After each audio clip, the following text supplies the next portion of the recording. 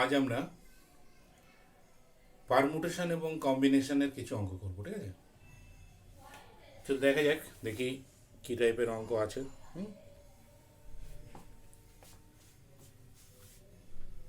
অর্থাৎ permutation and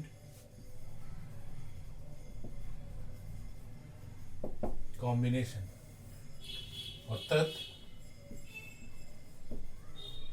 বিন্যাস ও সমবায়। এই চ্যাপ্টারের অঙ্ক কিছু ভিন্ন ধর্মীয় অঙ্ক, ঠিক আছে? একটু আলাদা ধর্মীয় অঙ্ক যদি আমরা করি তাহলে দেখা যাক, দেখি সেটা কিরকম আসছে। হ্যাঁ,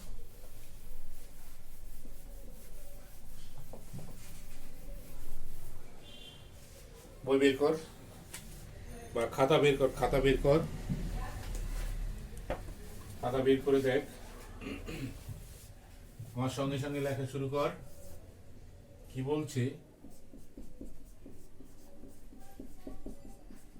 এডুকেশন শব্দের অক্ষরগুলিকে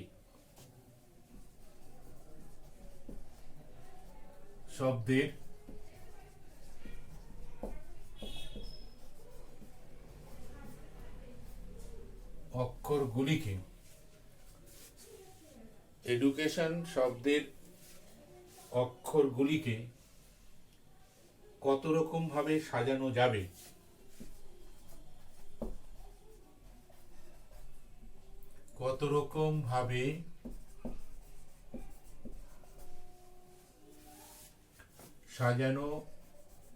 যাবে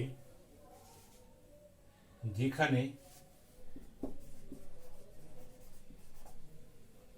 স্বরবর্ণ ও ব্যঞ্জনবর্ণ গুলির আপেক্ষিক অবস্থান অপরিবর্তিত থাকবে। স্বরবর্ণ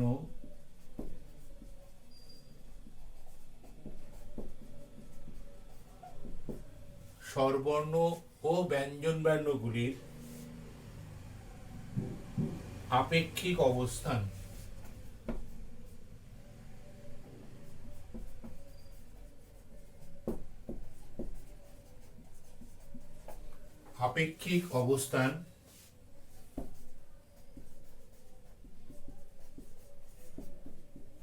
অপরিবর্তিত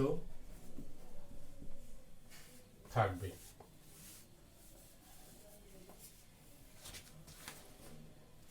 ভালো করে দেখ অঙ্কটা। এখান থেকে বুঝতে পারছিস, এই যে একটা শব্দ আছে, দেখ, যেটাকে আমি গোল করলাম, কি বলেছে? সাজানো। কারণ পরীক্ষাতে অনেক সময় হয় যে পারমুটেশনের অঙ্ক না কম্বিনেশনের অঙ্ক তুই বুঝতে পারছিস না, হতেই পারে। সেক্ষেত্রে এই ধরনের কিছু শব্দ থাকে যেগুলো দিয়ে চিনে নিতে হয়, ঠিক আছে? সাজানো মানেই হচ্ছে এটা বিন্যাসের অঙ্ক, অর্থাৎ পারমুটেশনের অঙ্ক, তাই তো? প্রথম কাজ যেটা, ঠিক আছে, এর আগে এগুলো অঙ্ক করতে আমরা দেখেছি, যে শব্দটা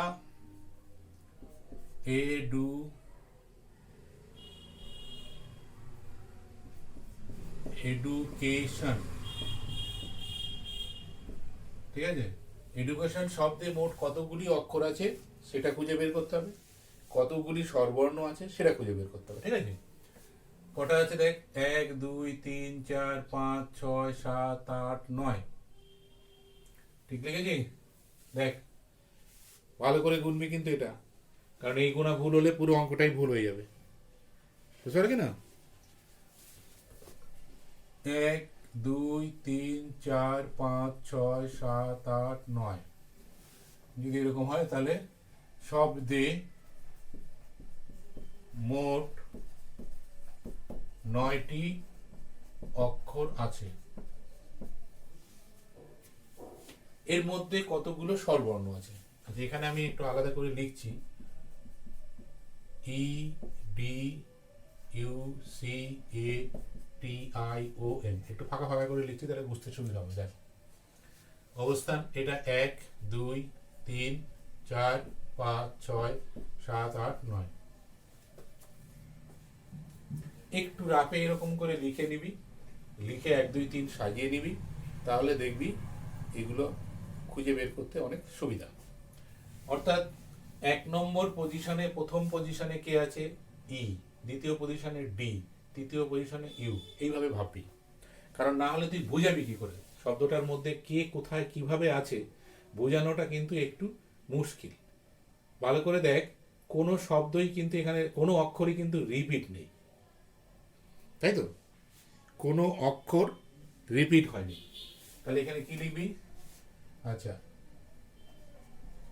এখানে মোট 9টি অক্ষরের মধ্যে, ঠিক আছে, 9টি অক্ষরের মধ্যে কোনো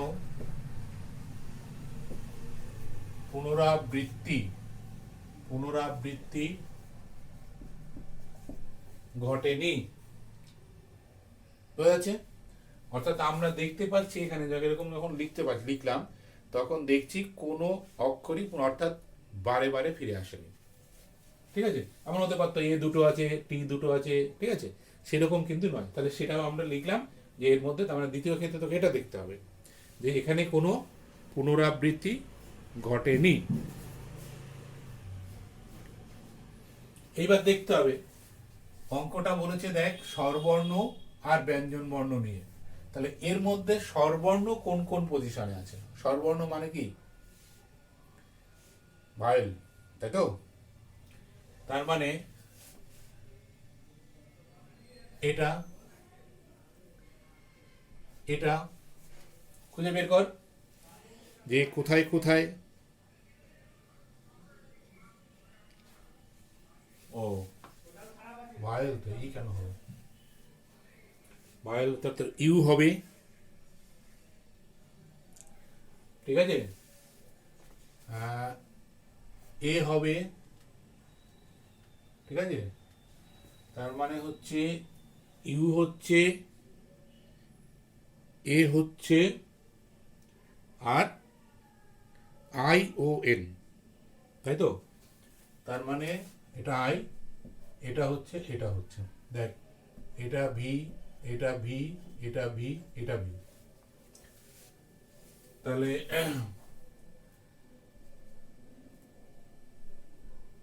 এছাড়া 9টি অক্ষরের মধ্যে, ঠিক আছে। আচ্ছা, আমরা যদি অবস্থান দেখাই, তাহলে দেখ তৃতীয়, চতুর্থ, সরি, পঞ্চম, সপ্তম ও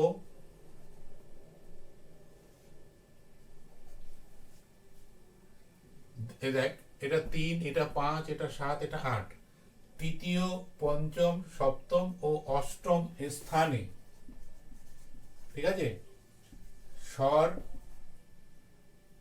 অষ্টম স্থানে মোট 4টি স্বরবর্ণ আছে। তাহলে আর কি কি? প্রথম, দ্বিতীয়, চতুর্থ, কি কি পড়ে হলো দেখ, ষষ্ঠ ও দশম। তাহলে 1 2 3 4 5, দশম স্থানে মোট 5টি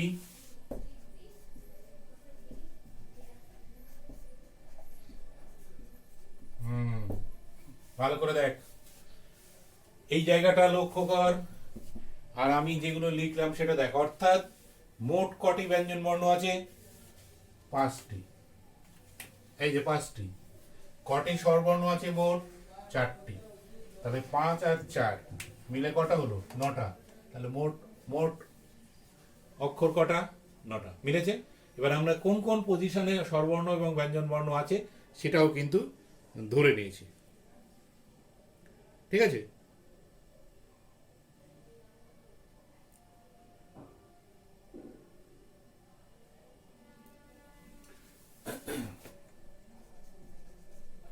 এবার স্বরবর্ণ দ্বারা কি কি দিয়ে পূর্ণ হবে?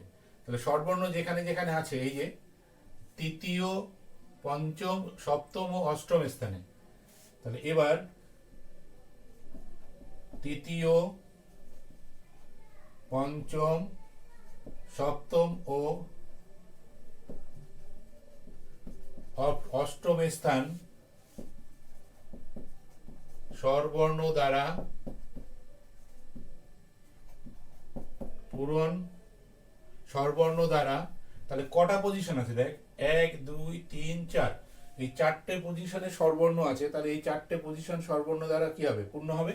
তাহলে স্বরবর্ণ দ্বারা ফ্যাক্টোরিয়াল 4 উপায়ে পূরণ হবে। 4টে জায়গা মোট ফ্যাক্টোরিয়াল 4 উপায়, কারণ খুব সহজ, 4টা পজিশন আছে, 4টা পজিশনই ওই তোর ফ্যাক্টোরিয়াল দ্বারা পূরণ হবে, তাই না? বাকি কে পড়ে রইল?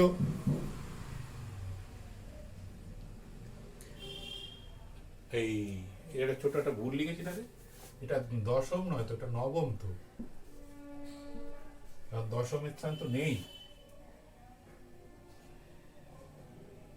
ঠিক আছে, এটা নবম তো, 9টা তো, দশম কোথায় পেলাম আমরা? তাহলে স্বরবর্ণ নিয়ে 4টে স্থানের স্বরবর্ণ দ্বারা পূর্ণ হবে, এবং সেটার পূর্ণ হওয়ার উপায় হচ্ছে ফ্যাক্টোরিয়াল কত? ফ্যাক্টোরিয়াল 4। ঠিক আছে, এইবার কি করছে দেখ, এইবার আমরা স্বরবর্ণ গেল, এবার ব্যঞ্জন বর্ণটা লক্ষ্য কর, বোর্ডে ডান দিকের এই জায়গাটা ফলো কর।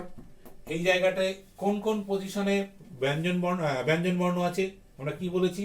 ব্যঞ্জন বর্ণ আছে প্রথম, দ্বিতীয়, চতুর্থ, ষষ্ঠ ও নবম স্থানে। তাহলে মোট কটা? 5টা। তাহলে ওই স্থানগুলো স্বরবর্ণ না হয় ব্যঞ্জন বর্ণ দ্বারা পূরণ হবে। সেটা কত উপায়ে?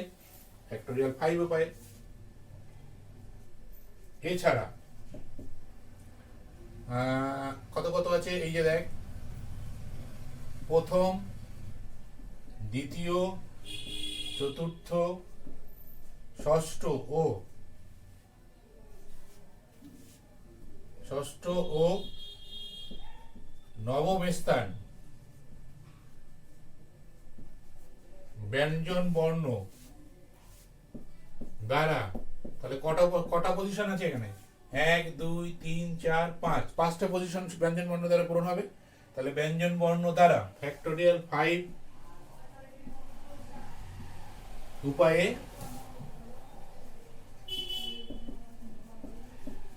পূরণ হবে। ভালো করে দেখ কি লিখলাম, মোট 9টা। তাহলে 9 রকম উপায়ে পূরণ হবে, কারণ কোনো আলফাবেট এখানে বা কোনো অক্ষর এখানে রিপিট নেই, বা মানে পুনরাবৃত্তি ঘটেনি। তাহলে প্রথম 4টে স্বরবর্ণ হবে ফ্যাক্টোরিয়াল 4 উপায়ে, আর 5টা ব্যঞ্জন বর্ণ হবে ফ্যাক্টোরিয়াল 5 উপায়ে। ঠিক আছে, পূর্ণ হবে, পূরণ হবে বা পূর্ণ হবে, যা লিখতে পারি, যা মনে হয় লিখবি, পূর্ণ হবে। তাহলে অতএব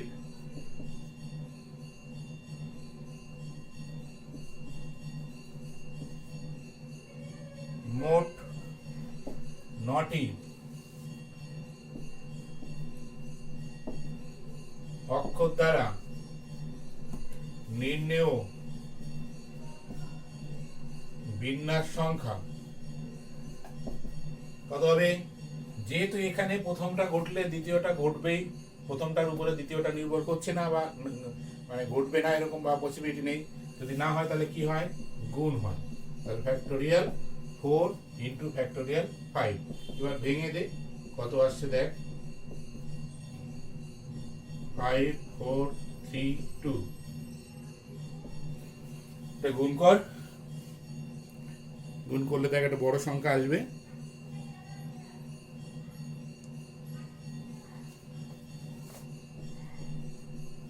2880।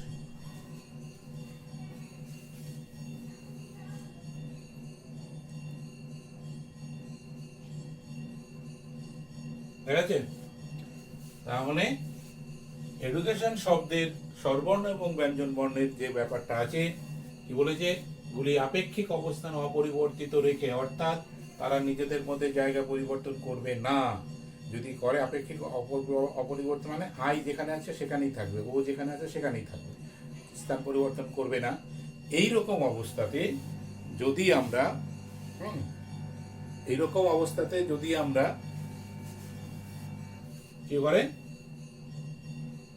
বিন্যাস ঘটাই অর্থাৎ সাজাই, তাহলে এই রকম ভাবে আমাদের বিন্যাস আসতে পারে। বোঝা গেল?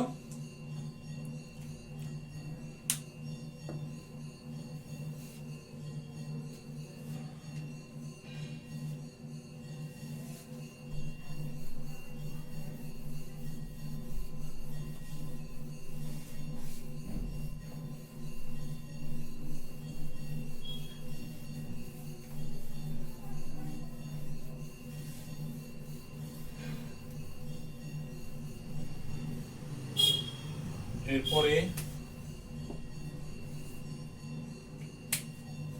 2 নম্বরে আমরা কি দেখছি দেখ।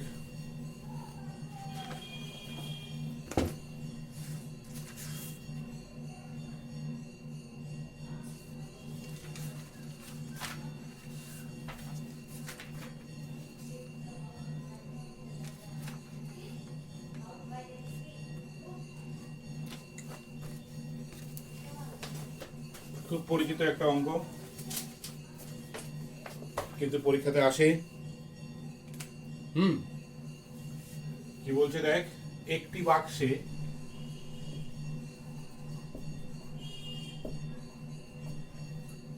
বাক্সে দুটি সাদা বল আছে।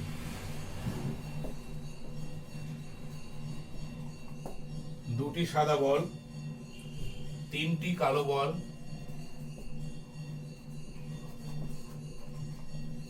ও 4টি লাল বল আছে।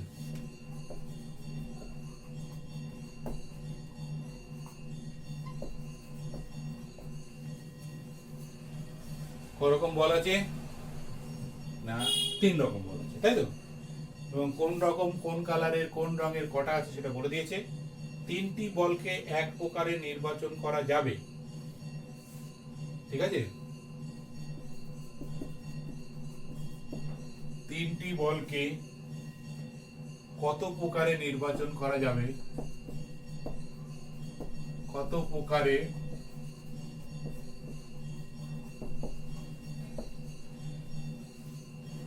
প্রকারে নির্বাচন করা যাবে, যেখানে প্রতি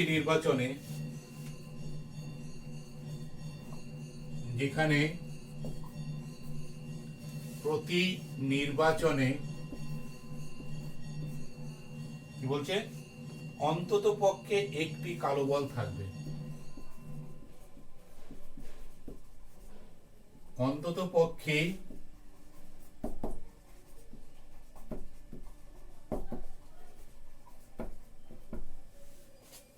বেশ ভালো অঙ্ক।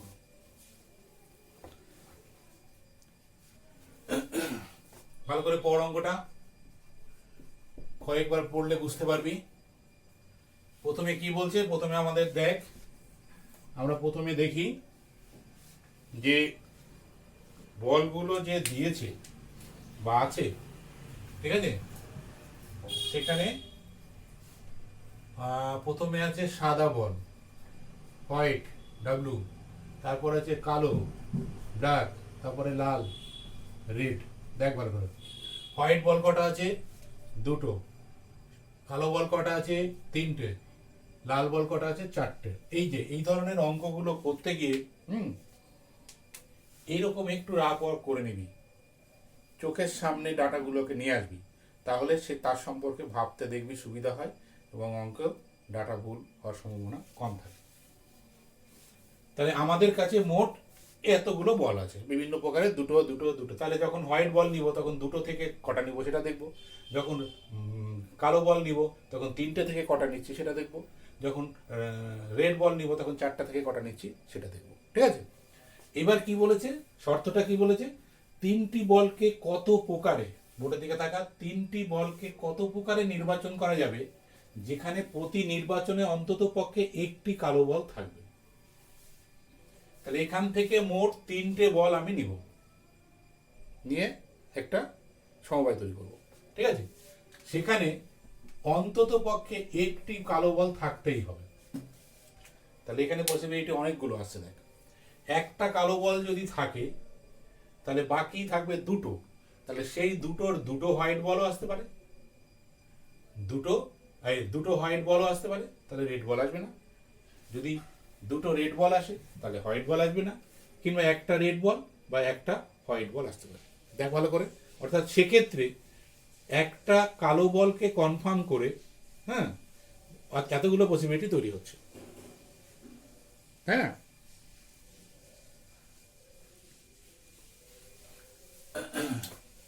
তাহলে প্রথমে আগে লিখি, বাক্সে মোট কালো বল আছে 3টি, সাদা বল আছে, কি লিখলাম রে, ভুল করে আগে পরেরটা কেন লিখছি। বাক্সে মোট সাদা, প্রথমে সাদা আছে, দেখ সাদা বল আছে 2টি, কালো বল আছে 3টি এবং লাল বল আছে 4টি। তাহলে যদি একটা কালো বল আমরা নেই, তাহলে কালো বল অন্তত একটা থাকবে, তাহলে সেই কালো বলটাকে আমরা ফিক্স করে দিলাম, কনফার্ম করে দিলাম, তো থাকছেই। তাহলে বাকি মোট কটা বল থাকছে, তার মানে এবার সেটা দেখবো, তাই তো। 3টি কালো বল বাদে, ঠিক আছে, বাক্সে মোট বল আছে, তাহলে 3টি কালো বল, এটা বাদ দিলাম আমরা, কারণ ওটা থেকে আসবেই একটা, হ্যাঁ।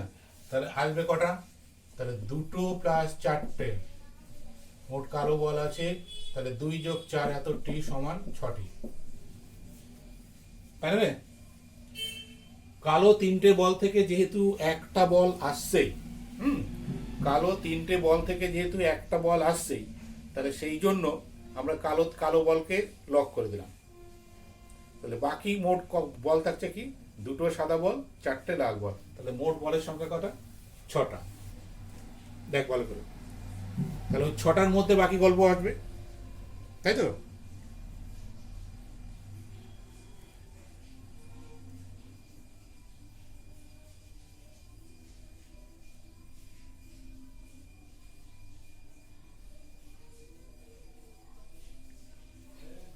তাই না? অর্থাৎ এখানে একটা কালো বল, বাকি কটা বল আছে, 6টা। তাহলে 6টা বল থেকে কটা আসবে, 2টো আসবে। সেই দুটোর মধ্যে সাদাও হতে পারে, আবার লালও হতে পারে, তাই তো। তার মানে কেস অন, মানে একটি কালো বল ও ভালো করে লিখি, পুরোটাই লিখি, 3টি কালো বল থেকে একটি ও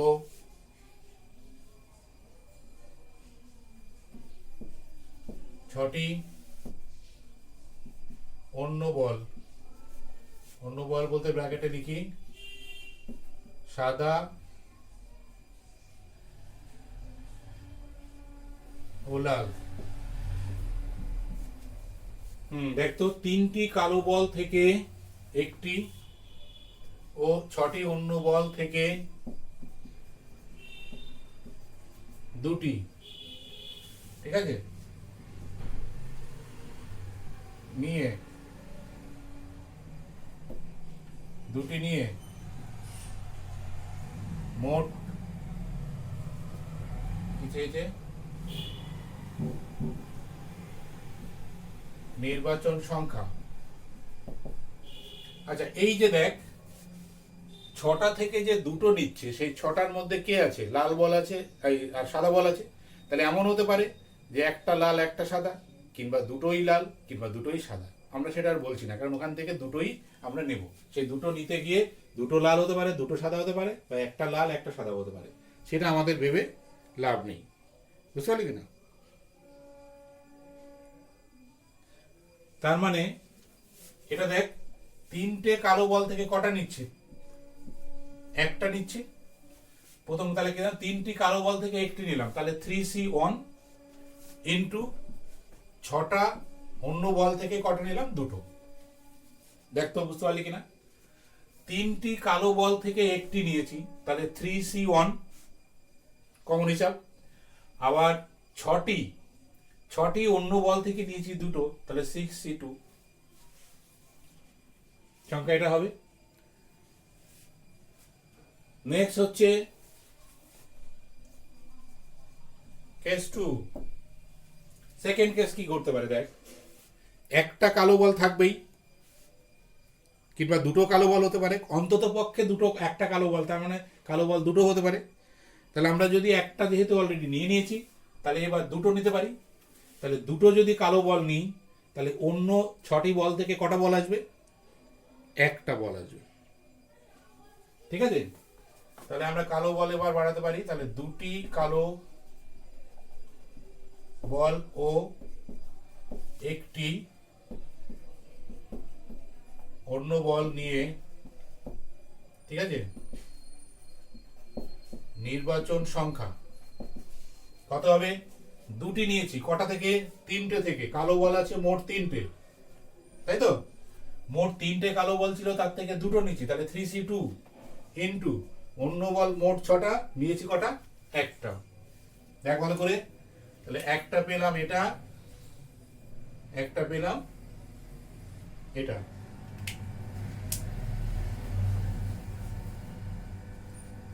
বোঝা গেল?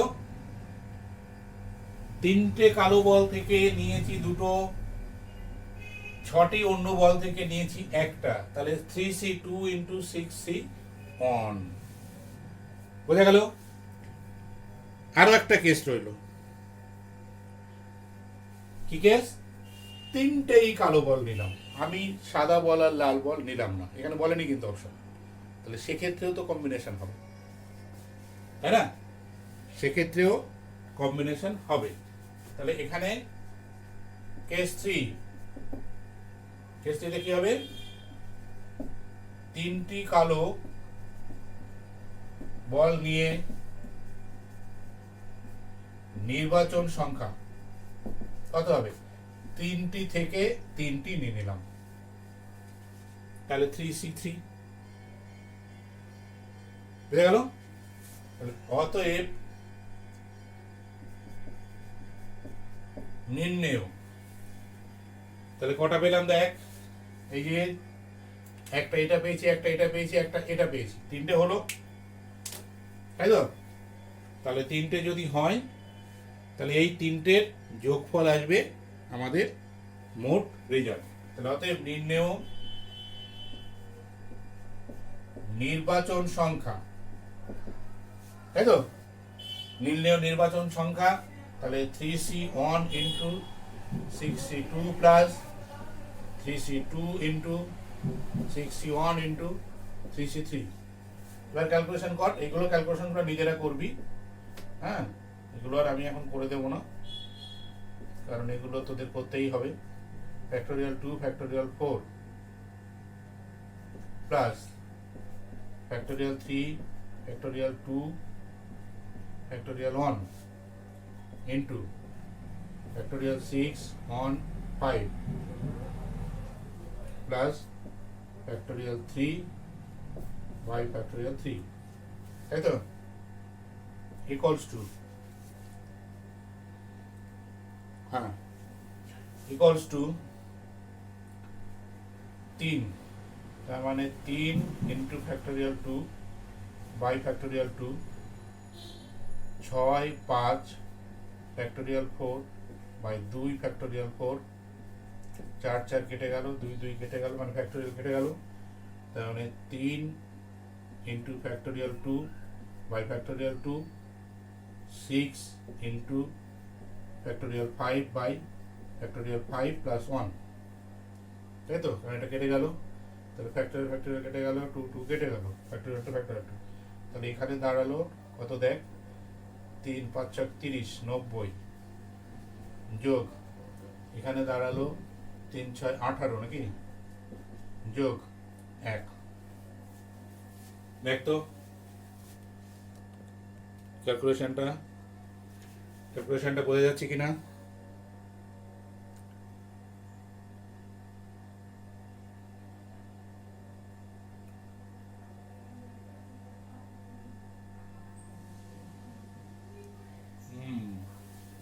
একটা 2 আছে রে, এই যে এটা 2 এটা কাটবে, তার মানে এটা 2 কমে যাবে, তাহলে 45 হবে।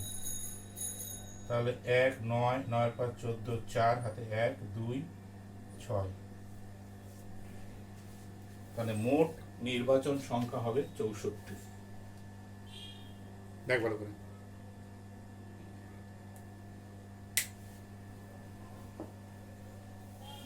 তাহলে 3টা কেস, প্রথমটাতে এটা আসবে, দ্বিতীয়টাতে এটা আসবে, তৃতীয়টাতে এটা আসবে, তাহলে এই পসিবিলিটিগুলোই আছে, কারণ কালো বলগুলো সবসময় কনফার্ম রেখেছে আমরা। এবং লাস্ট যে সমবায়টা আসছে সেটা হচ্ছে, যেহেতু 3টে বল নিচ্ছি, তাহলে 3টেই কালো বল আসছে।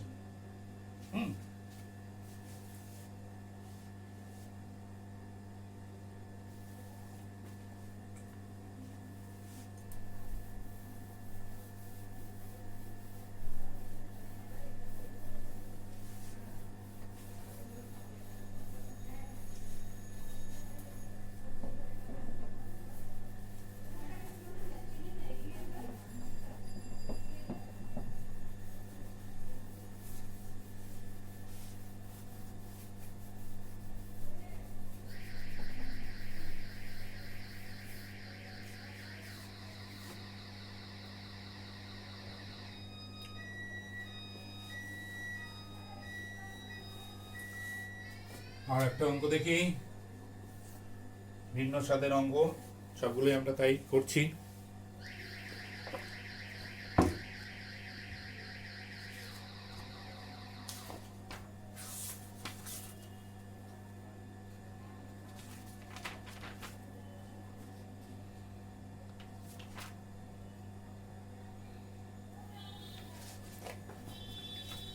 একদমই আলাদা টাইপের একটা অঙ্ক দেখ।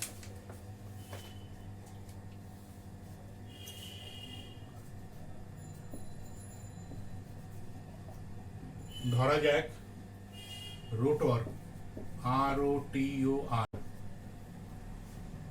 রোটর একটি শব্দ যেটি বাম দিক একটি, একদম ভিন্ন স্বাদের একটা অঙ্ক, একটি শব্দ যেটি বাম দিক কিংবা ডান দিক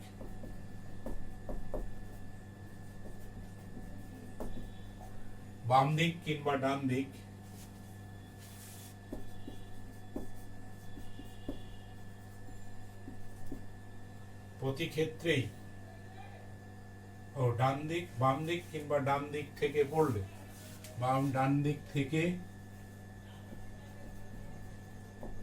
পড়লে, বাম দিক বা ডান দিক থেকে পড়লে প্রতি ক্ষেত্রেই একই শব্দ পাওয়া যায়, প্রতি ক্ষেত্রেই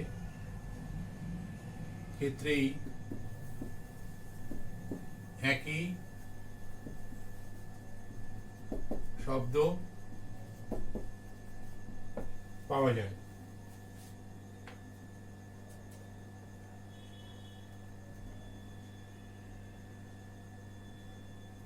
এই ধরনের শব্দগুলিকে প্যালিন্ড্রোম বলে। এই ধরনের শব্দকে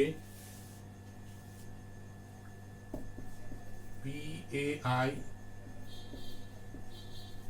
প্যালিন্ড্রোম,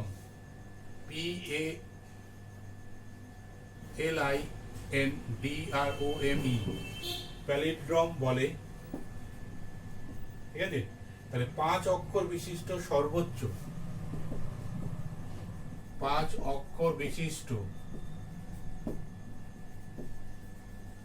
সর্বোচ্চ কতগুলি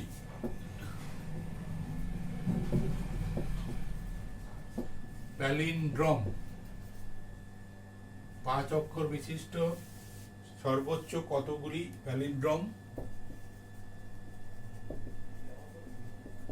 পাওয়া যাবে।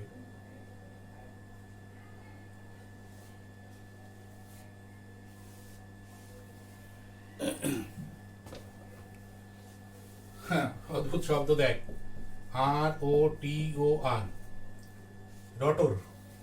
ঠিক আছে, বাম দিক থেকে পড়ছি, এদিক থেকে পড়ছি ROTOR, রটর, এদিক থেকে পড়ছি ROTOR, রটর।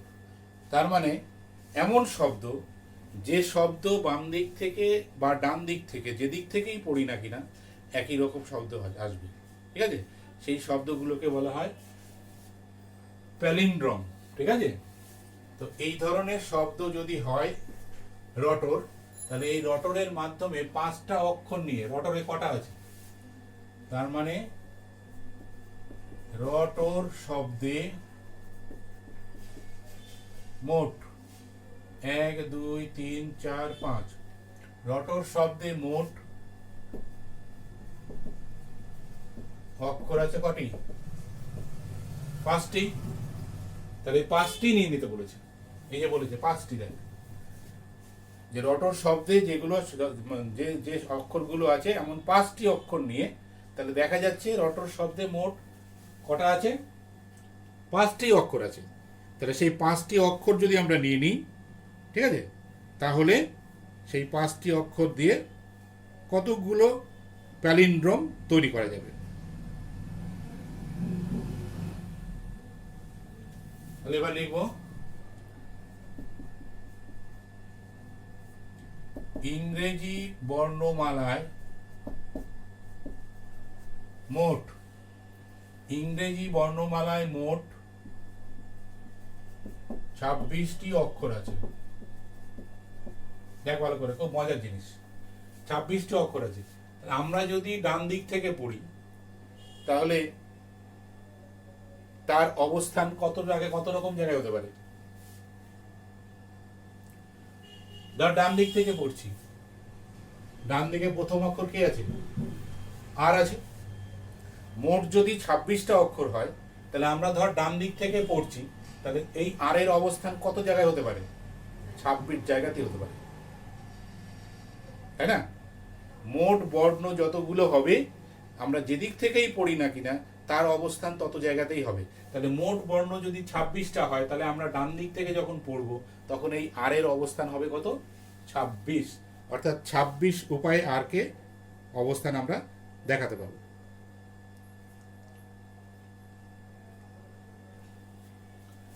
তাহলে অতএব ডান দিক থেকে পড়লে,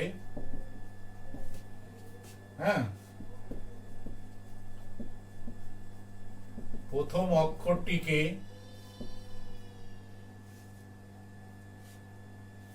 কি বললাম?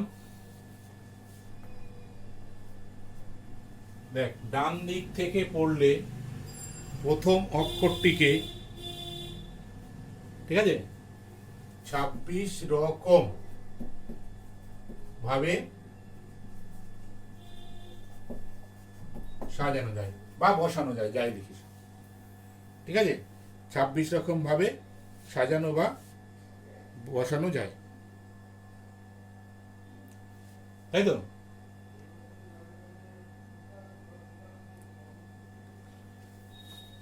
আবার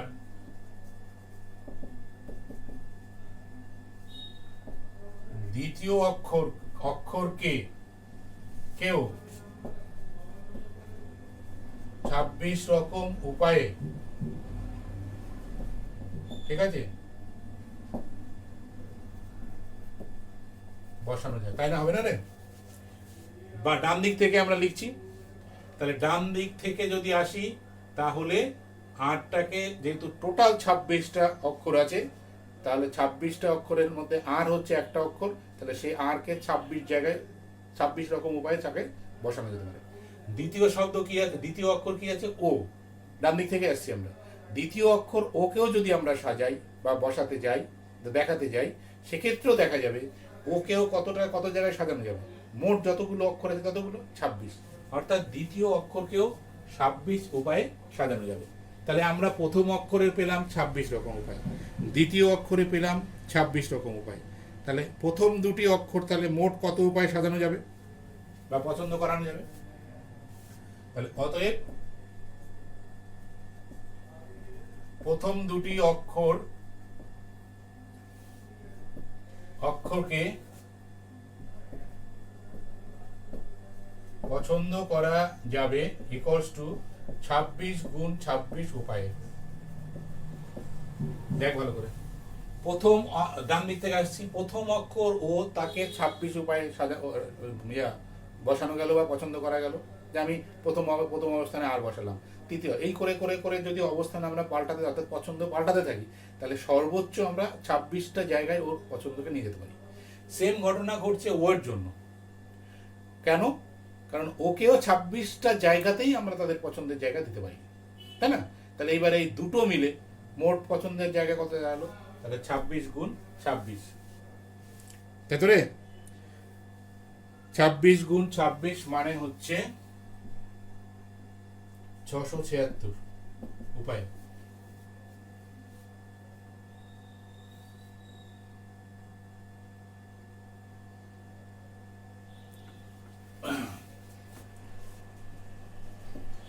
একইভাবে প্রথম দুটি পছন্দের পর, তাহলে 1 আর 2 চলে গেল, প্রথম পজিশন, দ্বিতীয় পজিশন, তৃতীয় অক্ষরটিকে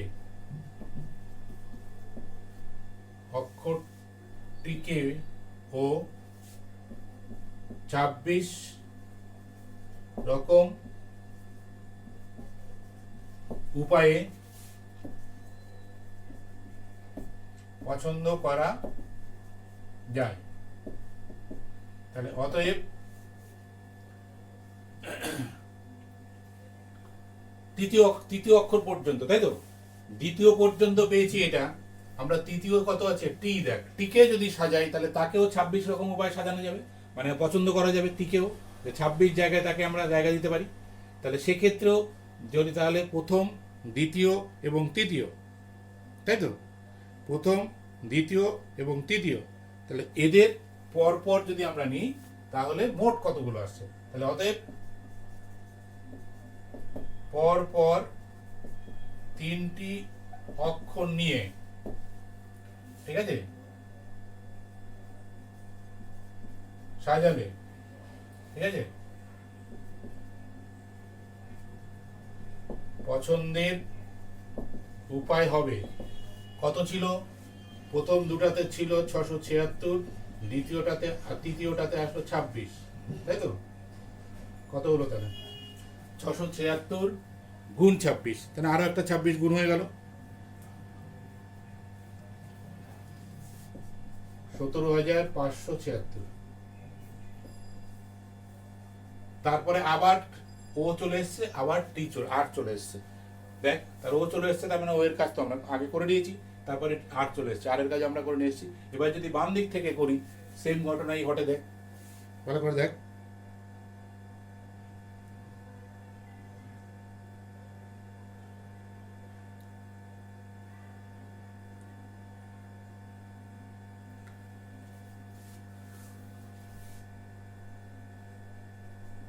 তাহলে এখানে দেখা যাচ্ছে, ঠিক আছে, চতুর্থ ও পঞ্চম অবস্থানের অক্ষর পুনরাবৃত্তি করেছে, তাই তো? যেটা বললাম, রাধে থেকে আসছি, চতুর্থ এবং পঞ্চম পুনরাবৃত্তি করেছে, তার মানে এক্ষেত্রে আর ওদের ক্ষেত্রে আর নতুন করে কোনো উপায় আসবে না, তাই তো? তাহলে অতএব প্রশ্নটা হচ্ছে কি আছে? 5টি অক্ষর বিশিষ্ট, অতএব 5টি অক্ষর, অতএব 5টি অক্ষর বিশিষ্ট, 5টি অক্ষর বিশিষ্ট সর্বোচ্চ প্যালিড্রম,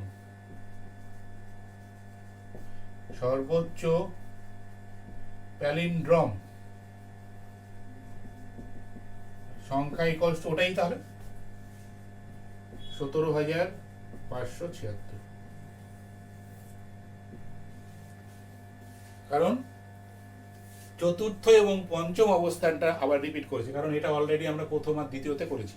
বাম দিক থেকে যদি যাই সেম ঘটনা রিপিট করছে, এই জন্যই তো এটা প্যালিন্ড্রোম, তাই না? প্যালিন্ড্রোম তো আর এমনি হয় না, ওই কারণে। তাহলে এবার এদিক থেকে গেলেও সেম ঘটনা করবো, অর্থাৎ সেক্ষেত্রেও আমাদের কোনো উপায়ের চেঞ্জ হবে না। তাহলে সেই জন্য এটাই উত্তর হবে। আচ্ছা, এই টাইপের অঙ্ক কিন্তু একদম নতুন একটা অঙ্ক এটা, এটা একটু দেখে নিস, হ্যাঁ, ভালোভাবে। তাহলে আমরা পারমুটেশন এবং কম্বিনেশন আজকে এখানেই শেষ করছি। হ্যাঁ, সবাই ভালো থাকিস।